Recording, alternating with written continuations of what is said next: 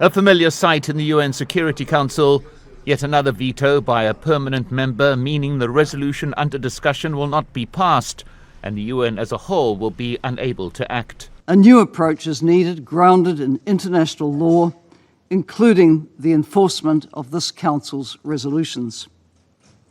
Council members who question the binding status of these resolutions or who use their veto to protect an ally or to oppose a geopolitical rival are eroding the Council's authority. They also undermine their own reputations and long-term interests. When the UN first convened in what was to become its New York home in October 1946, the veto was already embedded in the Security Council structure.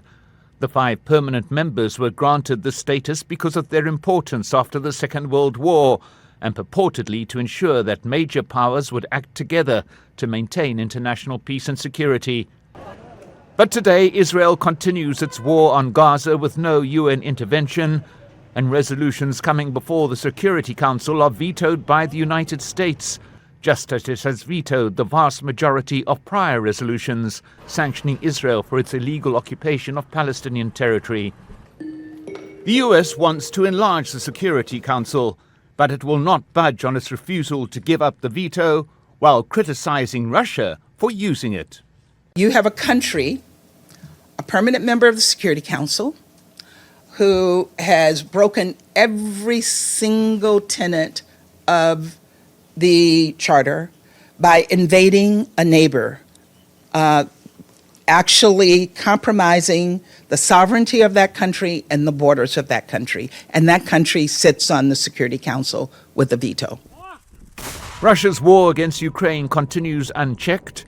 Any action contemplated by the Security Council is vetoed by the very country waging the war.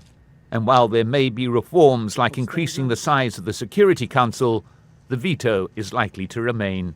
I think all those things are possible, and I'm hoping for progress in all of them. I am skeptical about the possibility to have an abolition of the veto.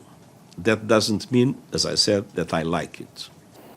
Outside the main doors to the UN, a sculpture symbolizing what is supposed to be the organization's reason for being, to stop or prevent war.